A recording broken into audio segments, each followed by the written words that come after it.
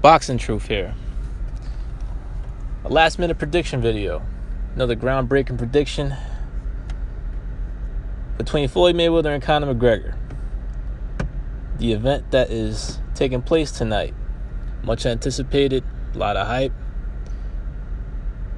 We can only hope for a good fight.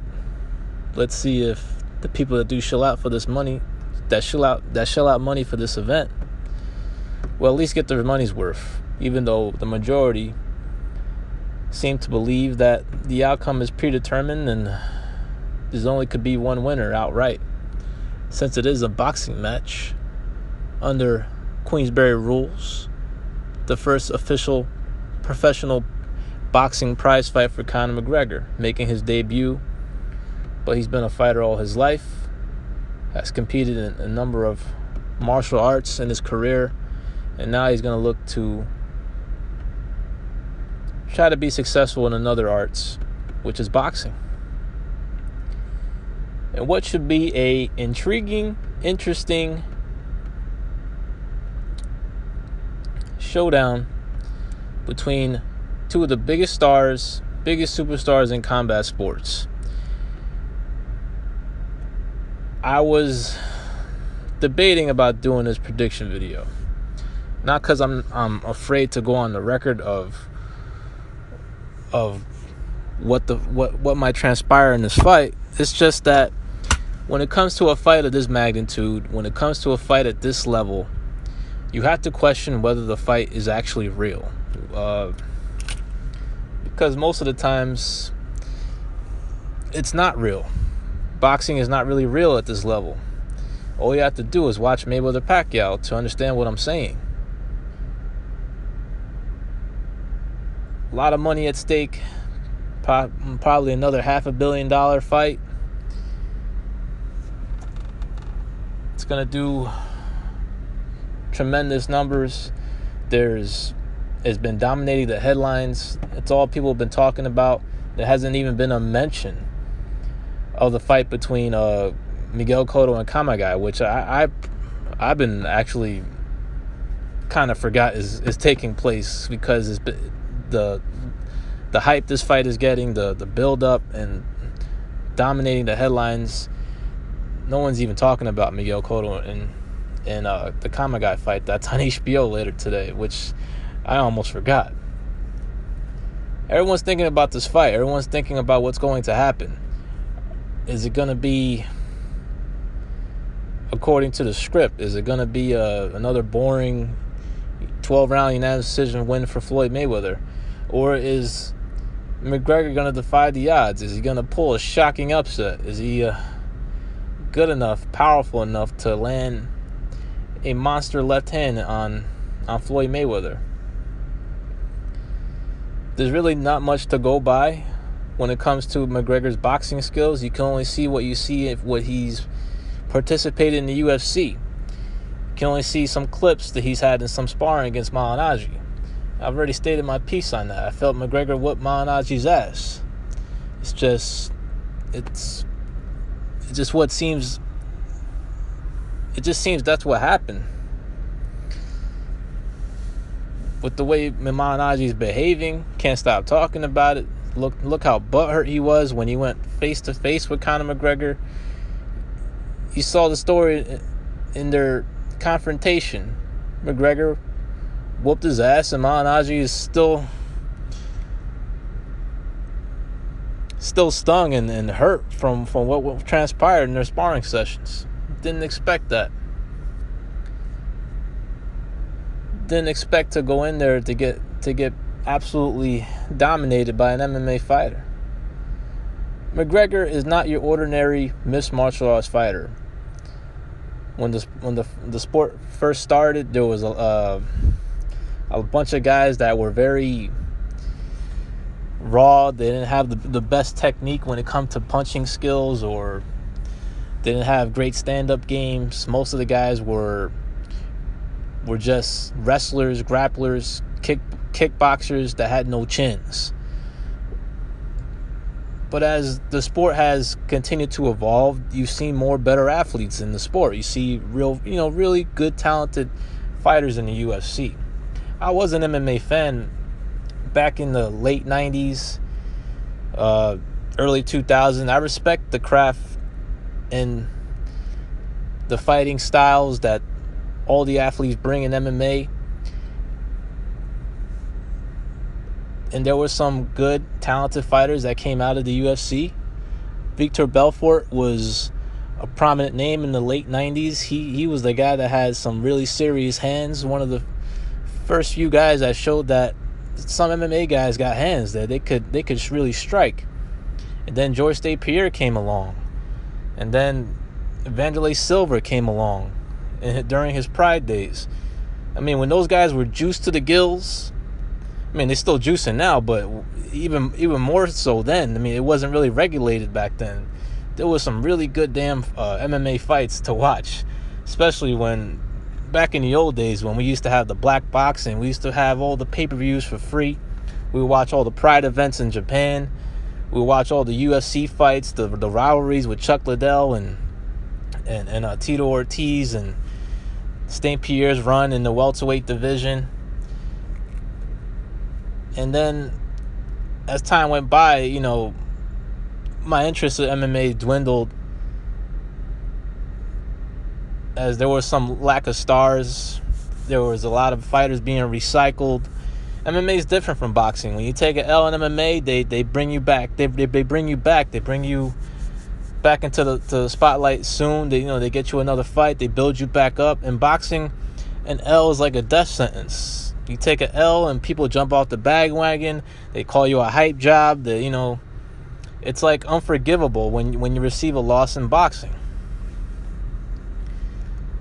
And then Conor McGregor came along, and he's been able to market himself into the position that he is right now, to where he's going to make a huge payday for 36 minutes of work. He is the MMA fighter that finally is getting paid compared to what boxers are getting paid. Most MMA fighters are very underpaid because they're a monopolized sport, really, with the UFC dominating in the United States and other parts of the world. But Conor McGregor was the exception. Dana White allowed this fight to happen. It was Mayweather that was begging for the fight, and there's a lot of reasons that go into it. People have their theories. Mayweather has a serious gambling problem. His lifestyle is unbelievable, the way he spends his money on a daily basis. So he was begging for this fight, thinking it was another $100 million payday, and laugh all the way to the bank with it, fighting a guy who's never boxed before. But he's an all-around fighter, an athletic fighter, and he's not your average MMA fighter. He's very advanced, McGregor, when it comes to his striking ability. He is a capable striker. He has counter-punching ability. He has created knockouts with skills with his stand-up game. When it comes to his stand-up, he is the more superior guys I've seen in the MMA when it comes to his striking ability. He understands the distance and timing and counter-punching when it comes to actual striking. And that's why he wins the majority of his fights, because his striking is such superior to his opponents in MMA. Most MMA fighters can't compete with his striking ability. And that's what separates Conor McGregor from many other mixed martial arts throughout its history. He's one of the better, probably the best striker, one of the best strikers you ever see among MMA. And he's a physical specimen.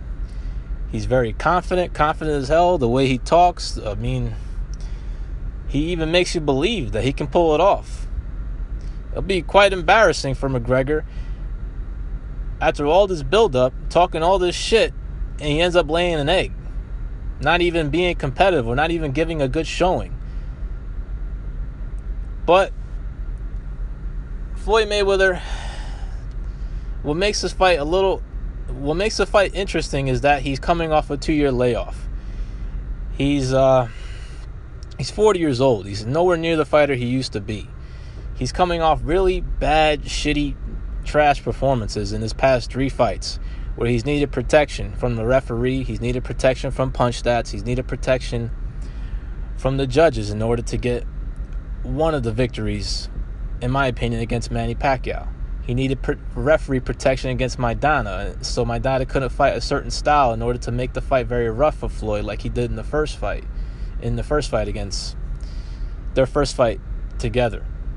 And against Berto, he looked so average, anemic offensively. You just wonder where Floyd's at in his career. I mean, he just doesn't look good.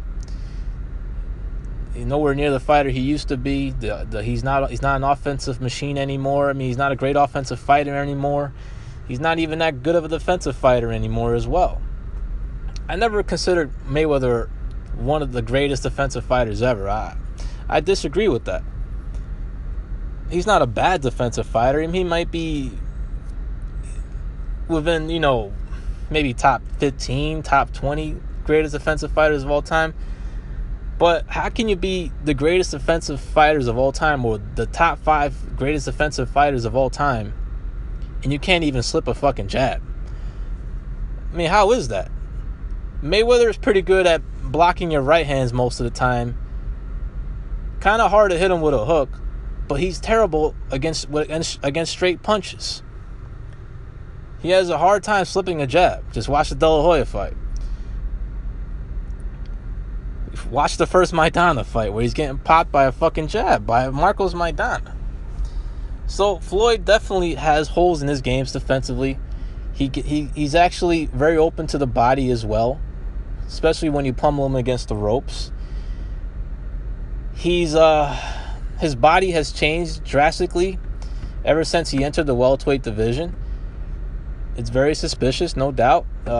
Look at his pictures from the judo weigh-in 2006. He looks like a welterweight, a very small welterweight. And look at the pictures in his past few fights at weigh-ins. He's a lot muscular, a lot bigger. And you have to question whether he's really weighing in at the weight that's being announced to the public. It's very revealing what McGregor said to him in their stare-off, that he doesn't look like 149. He actually looks 160, what McGregor stated to Floyd, with the further trash talking that he's really put on Floyd, and he's trying to mentally rattle him, and it seems to be working. Floyd is feeling the pressure. There's a lot on the line. It will be a major L, an embarrassing defeat if he was to lose to Conor McGregor, especially since everyone's counting him out. Well, most boxing purists or so-called boxing experts, they think Floyd's going to make easy work. He's going to knock him out, even though Floyd hasn't knocked anybody out in ages. So if Floyd is juicing, it really hasn't helped with his punching power. It might have helped with his recovery time. It might have helped with his ability to recover fast after getting hurt in fights. It might have helped with his stamina, but it certainly hasn't helped with his punching power. The guy still can't crack an egg. And if Floyd was in his prime, if he was the version of 10 years ago, where he was more aggressive and he was punching a little harder, I would pick Floyd with a lot more confidence. With straight confidence against a guy who's making his professional boxing debut. But this is an old-ass Floyd. A guy that is way past it physically, and I just don't know exactly what he really has left. In a fight that he was pretty much, according to McGregor, forced to take because he is in debt. Over an 8-figure debt in IRS, gambling losses that are not being shown, being reported, because Floyd only shows his winnings in gambling, but he never shows his losses. Now, there's people in boxing, people that have a theory that Floyd may take a dive tonight, that he is so bad, he's in such bad shape financially that he has to take a dive in order to perhaps entice the public to even pay for a rematch between the two, and where Mayweather can even bank on another huge payday, since if the actual result is another boring 12-round decision, that will put Floyd out of business. That is the theory. And a lot of people are picking McGregor because they feel Floyd is going to take a dive in order to set up a rematch between the two, and what will be another gigantic payday for Floyd going forward, since the guy lives the lifestyle that he lives. I'm not going by that theory. I'm not going to pick McGregor based on speculation or based on perhaps Floyd might take a dive in this fight. But it is concerning Floyd's behavior before this fight. He has shown that he's been mentally rattled by McGregor. He's been a little intimidated by McGregor. His presence, his confidence, his trash talking. McGregor's been able to out-trash talk. He's been able to outshine him in the press conferences. The fans show a lot more love to McGregor compared to Floyd Mayweather, and which is something Floyd Mayweather has yearned for his entire career. The guy has been hoping one day that the boxing public would love him, would love him and show him respect, which is something that has been missing throughout his career. People paid to watch him fight in the past because they dislike him, they want to see him lose, not because they love him or they support him or they cheer for him. I mean, he does have his legion of fans, but majority of them, people don't like Floyd. People just, they don't respect him. They don't respect what he's done. He has been toxic to boxing. And now we're here at this stage where he possibly may pass his powers along to an MMA fighter. And the boxing purists, the hardcore boxing heads out there, even though they don't want to admit it, they fear of what might happen tonight. They fear of what a McGregor win could actually do. Could it be the end of boxing? How much of a hit in terms of reputation boxing will get for his reputation if somehow McGregor just crosses over and pulls off a shocking upset? Let me just say this. Boxing will live on. Boxing will be fine. It's not the end all if somehow McGregor pulls off the upset.